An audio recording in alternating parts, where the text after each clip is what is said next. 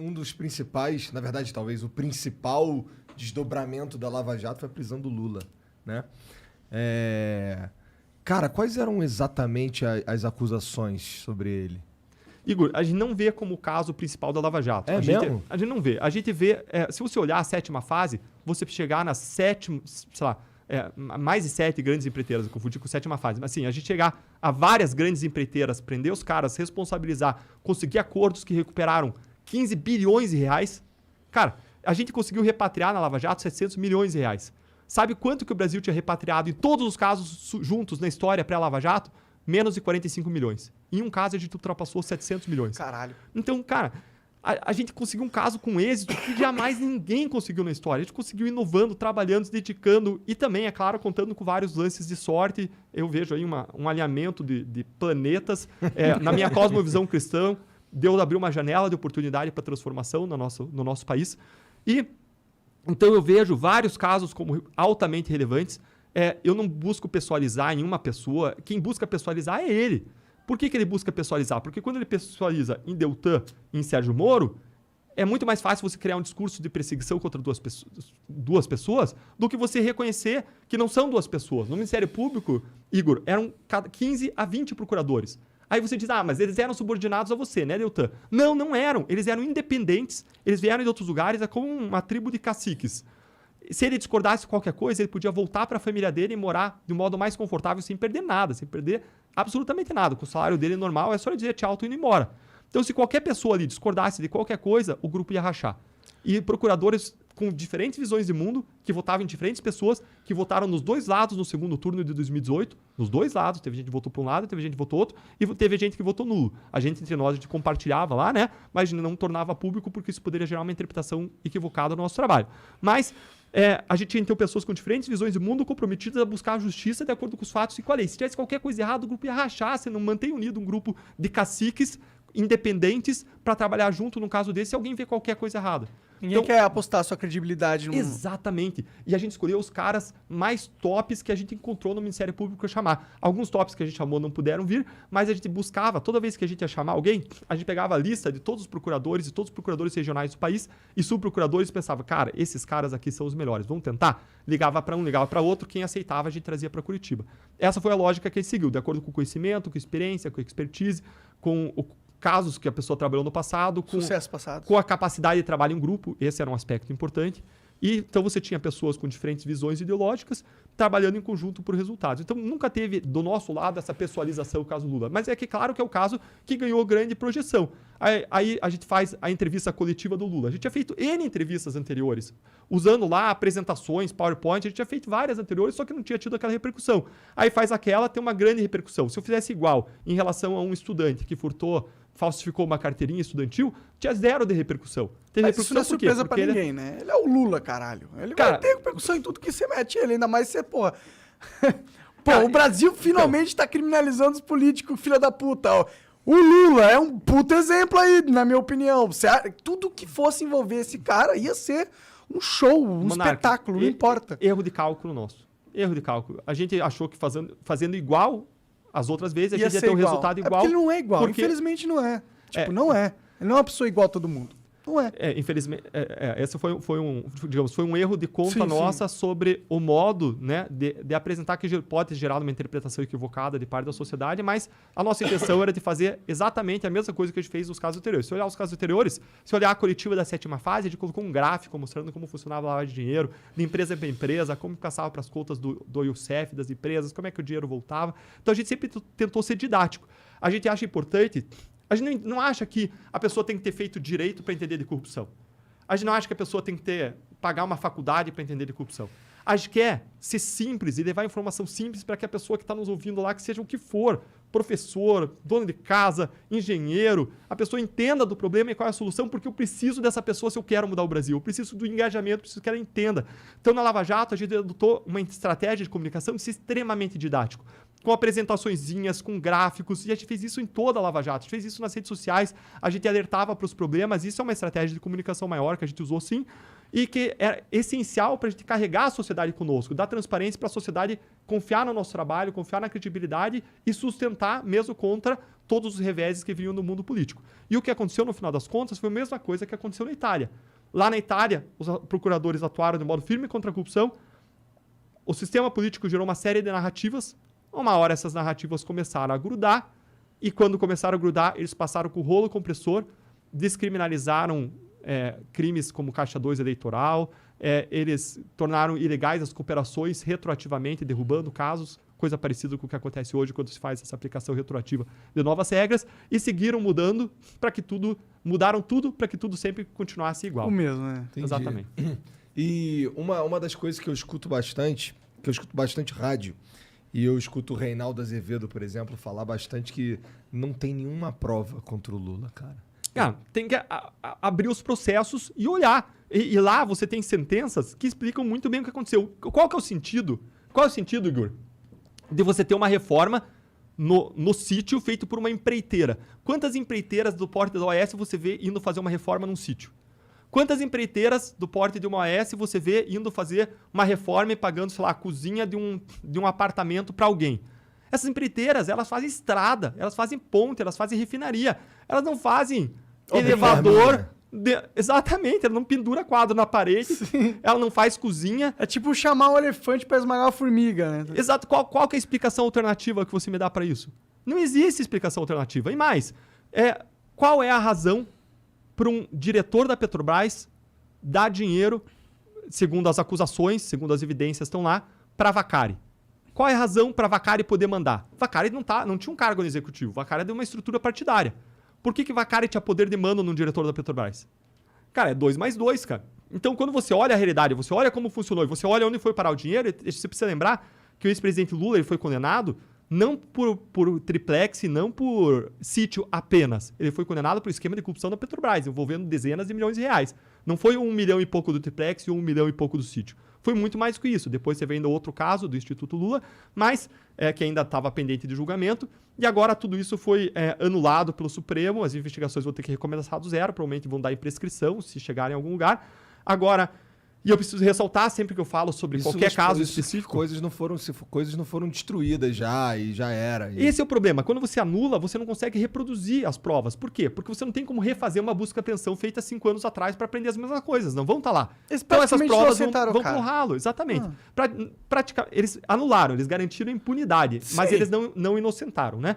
Ninguém julgou ele inocente, ninguém apontou inocente. Sim, claro. Mas é que ele nunca mais vai ser preso. Por isso, provavelmente. Muito provavelmente. 99% não vai ser preso. Mas sempre que eu faço esses comentários sobre casos individuais, eu preciso ressaltar, isso vale para toda a nossa entrevista, que a última palavra é sempre da justiça, toda pessoa é presumida inocente até a última recurso, da última decisão, no último tribunal, e que eu não estou imputando culpa a ninguém. A pessoa é julgada pela justiça. Eu vi ele falando lá. Eu acho que ele é a alma mais honesta que já existiu. Eu vi ele falando. É verdade, eu acho. Então, são coisas escandalosas mesmo, o lance da Atibaia, do Triplec, que nem ele fala. Mas eu entendo o argumento, se for do Reinaldo Azevedo, eu não acompanho tanto, mas se for argumento assim, as provas não são ultra fortes, não tem nenhum ligando o Lula exatamente com o esquema de propina.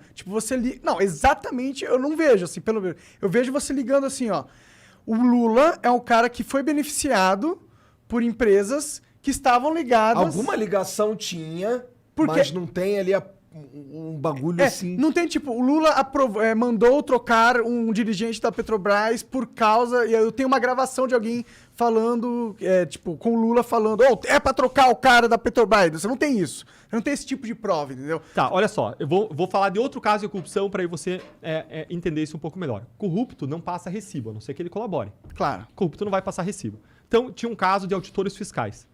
Os auditores fiscais, eles ligavam para os empresários e eles ligavam de telefones públicos para os empresários que eles estavam fiscalizando. E nessas ligações, eles combinavam de encontrar os empresários em supermercados, em lojas de imóveis, em outros lugares, e falavam, vamos lá ver umas lajotas? Eu preciso entregar lajotas. E eles conversavam sobre coisas banais que eles iam fazer, ligando o telefone público e usando o codinome. Então é como, sei lá, se o nome de uma fosse, sei lá, Juliana, vou usar um nome fictício, e ela usasse o nome Ana, tá? Então, essas pessoas, elas usavam codinomes, ligavam de telefones públicos para os empresários que eles estavam fiscalizando, combinando encontros em lugares inusuais. Aí a gente foi olhar os autos de infração feitos pelos auditores. E o que você encontrava? Você encontrava falhas crassas e uma subtributação, uma tributação menor do que a devida. Qual é a explicação para isso? Qual é a explicação para isso? Erraram? Foram bonzinhos com os empresários? E qual é a explicação para aquelas entregas de lajotas em supermercados, etc., encontros obscuros, ligação, uso de codinomes? Ah, Deltan, mas você não tem entrega de propina na conta. Você não tem o pagamento da propina na conta da pessoa. Você não tem o pagamento de propina na conta, mas não existe uma explicação ali que explique tudo isso que não seja a corrupção daqueles auditores, que usavam codinomes, que ligavam de telefones públicos e que cometeram vários atos irregulares ao longo daquela fiscalização. Então, várias vezes na corrupção você não vai ter o recibo, você tem que trabalhar com aquilo que a gente chama de provas indiciárias. A jurisprudência, o entendimento dos tribunais brasileiros é uníssono, é uniforme no sentido de dizer que quando você tem um conjunto de indícios, de provas indiciárias, isso pode levar a uma convicção, a uma formação de opinião mais forte, para além de uma dúvida razoável, e você condenar alguém. E quem entendeu isso em relação ao caso Lula, né, que depois veio a ser anulado, mas quem entendeu isso não foi Deltan, foram 15 a 20 procuradores da República que formularam as acusações. Mas foi um juiz que julgou esse caso. Mais, foram 3 desembargadores independentes que revisaram esse caso. E mais, foram 4 ministros do STJ, vários deles colocados pela gestão do PT lá. Então, não é uma análise individual. Eles olharam o processo, olharam o conjunto de provas, pessoas, inclusive, falando que os recursos tinham vinculação, sim, com os esquemas. Então, existia essa ligação de delatores. Existia. Mas se essas pessoas não falassem, você apagaria o que aconteceu? Não apagaria. Não, agora, tinha o meu pessoas argumento falando. não é que eu acredito que o cara é inocente. O meu argumento é, tipo, eu acho que existem provas que seriam muito mais fortes do que a gente tem exatamente contra o Lula, entendeu? A gente tem provas, mas você não tem prova que coloque ele como cabeça da parada. Tem? Eu não sei. Se você entender como funcionava esse esquema, mas é muito da quem conjuntura. colocava os diretores da Petrobras? Não é claro. Exatamente, você precisa da conjuntura para você entender. Claro, e por isso que a gente explicou a conjuntura. Não, eu entendo. Mas... Quando você fala de lavagem de dinheiro, de crimes complexos como corrupção, não é simples. Não é simples. Você vê as lavagens de dinheiro feitas, gente, em nome do offshore, transações lá no exterior, de conta para conta. De um jeito que ia ficar muito difícil de pegar. Sim, exato, mas, por exemplo, ninguém faz para ser pego. Mas então se é complexo. Uma conta do Lula na Suíça, do Lula, seria, tipo... Mas é que aí ele tinha que ser muito burro. Teria que ser muito burro, é isso. Alguns tinham conta na Suíça. Eduardo Cunha tinha conta na Suíça, Sérgio Cabral tinha dinheiro no exterior, mas a gente vê diferentes estilos de corrupção. Tem várias pessoas que talvez pensassem que a corrupção se justificava talvez por partido. E aí, só que o que a gente viu? Que essas pessoas, elas embolsaram a parte do dinheiro. Então, isso a gente constatou, acusou várias pessoas com base nessa visão. Mais uma vez, lembrando que ninguém é culpado até o julgamento do último recurso, todo mundo se presume inocente, a última palavra é da justiça, mas a gente fez várias acusações mostrando que pessoas que tinham o discurso de partido, de que a gente escuta, que o que legitimaria que o dinheiro ia para o projeto de poder, etc., na verdade, todo mundo acabava embolsando também o dinheiro. Todos os casos, a pessoa embolsava uma parte do dinheiro. Mas claro que tinha gente que podia buscar arrecadar o dinheiro só para si, tinha gente que podia prestigiar mais o dinheiro para o partido para financiar a campanha eleitoral e manter um projeto de poder.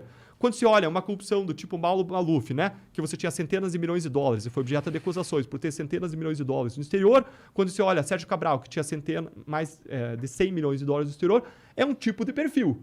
Quando você olha uma pessoa que recebeu 1 milhão aqui, 1 milhão lá, né, uma reforma de apartamento aqui, uma reforma lá, e não especificamente uma pessoa qualquer, mas teve mais um caso nesse sentido, você tem um outro estilo, né? Outro estilo de corrupção. Não sei que tenha valor que a gente não encontrou, mas você tem um outro estilo. Agora, se justifica? Não se justifica. Sabe que eu estava conversando com uma pessoa um tempo atrás, e a pessoa estava falando, Deltan, mas olha só, na política hoje tem a questão de que o cara lá que está decidindo, né, que tem a caneta para tomar decisões na política, num governo, o cara precisa ter um certo colchão, porque o cara vai ser processado pelo TCU, o cara, por mais que tente fazer a coisa certa, o cara vai acabar sendo responsabilizado. Então, o cara tem que ter uma colchão de liquidez no exterior. Ele estava falando especificamente do caso envolvendo um cara do PSDB, que foi processado lá em São Paulo. E o cara tentando justificar isso para mim. Aí eu fiquei pensando, como é que eu vou mostrar para esse cara que ele está errado, se ele está seguindo esse raciocínio? Sim. E o que eu falei para ele foi o seguinte, falei, olha, então o Deltan ele tomou um processo do Lula pedindo uma indenização, tomou um processo do Renan Calheiros por ter criticado e vai ter que pagar, então isso justificava o Deltan buscar receber propina de réus da Lava Jato? Justificaria isso? O cara, não, aí também não. Eu falei, claro que não. Claro que não. Agora você está querendo justificar um cara com base nesse tipo de raciocínio. Sim. Não faz sentido, Claro. não pode. Você não pode defender uma coisa dessas. Então, não importa se o cara estava desviando a maior parte do dinheiro para um projeto de poder ou para o bolso dele. Gente, é desvio de dinheiro público, afeta do mesmo modo. Eu estava vendo semana passada... O Lula é um cara que entendeu uma coisa, que ter amigo é muito melhor que ter dinheiro. Sendo bem franco, assim, ele recebeu vários valores ali de palestras que foram valores que a gente não apontou nenhuma ilegalidade naquelas palestras. O caso foi arquivado. Então, Sim, assim, até ele tinha porque bastante todos dinheiro. os presidentes dos Estados Unidos fazem a mesma coisa, né? Vamos ser sinceros. Isso, Todo mas político faz é isso. legítimo. O cara tem visibilidade. Ele estava ganhando dinheiro em cima da visibilidade que ele tinha, Sim. levando a causa dele, as visões dele. Nada de errado nisso. Agora, o cara não precisava disso, mas acho que o cara tá ali no meio, em que ele olha para os lados, vê todo mundo fazendo, as pessoas consideram isso normal. Como eu disse, normalizou na política, que o cara uma hora acaba recebendo uma parte. Eu não estou falando de fulano ou de ciclano, mas estou falando em geral, que a gente vê que os políticos uma hora eles embolsavam também, não só investir em campanha. Alguns tinham isso como propósito, embolsar a maior parte do dinheiro, mas outros pensavam nisso como projeto de poder. E eu lembro quando a gente foi para Bahia e eu e o Robertson, e a gente conversou lá com algumas pessoas, movimentos, a gente estava defendendo as 10 medidas contra a corrupção. Então a gente encontrava vários líderes da sociedade, e o Robertson encontrou alguns líderes de uma comunidade local e explicou para os líderes as 10 medidas, explicou Lava Jato, e os caras tinham uma resistência em relação ao Lava Jato, eles eram de uma visão mais esquerda. Até uma hora que o cara falou, tá bom, roubaram, mas todo mundo sempre roubou para os ricos e agora estão roubando para os pobres. Gente, não tem isso de roubar para os pobres. É um equívoco achar que roubou para os pobres. Eu estava vendo um vídeo do Sérgio Cabral agora, semana passada, em que o juiz lá pergunta para ele, é um vídeo público, tá no YouTube, pergunta para ele, olha, vocês desviavam dinheiro dos contratos de saúde? Ele sim desviava eu e o secretário de saúde, a gente desviava 5% dos contratos de saúde. Mas antes da gente era 30%. Era 20%, 30%, como se fosse assim bonzinho, né? E ele até falou, olha, não tô querendo me pintar aqui de bonzinho, mas só tô reconhecendo a realidade. Antes era 30%, ó. Agora, na minha gestão, era 5%. Eu sou um corrupto muito mais eficiente. Tudo bem. Exatamente. E aí veio a pergunta, e você sabia que isso tira dinheiro da sociedade, tira dinheiro do atendimento? Aí ele vem e responde assim, olha, claro que a gente atendeu muita gente na área de saúde, mas se desviou 5 milhões a cada 100 milhões, podia ter atendido mais 5% de pessoas. Atendimento de cirurgias que não foram feitas, transplantes não foram feitas, córneas não foram trocadas, cataratas não foram tiradas, vidas não foram salvas, pessoas Fora nos que isso hospitais não põe em morreram. conta a ineficiência do Exato. recurso aplicado, que com Exato. certeza existiu e que Exato. isso é muito mais custoso. Com certeza, porque você superfatura os contratos. Sim. 5% de propina é só um pedaço do lucro extraordinário que o empresário teve pagando aquela propina. Ninguém paga a propina para ter prejuízo. O empresário paga a propina para ter um lucro maior do que ele teria se não pagasse propina. Claro. E mais uma coisa, se os diretores da Petrobras fizessem voo solo, se eles se corrompessem sozinhos, bastava os empreiteiros irem reclamar É verdade.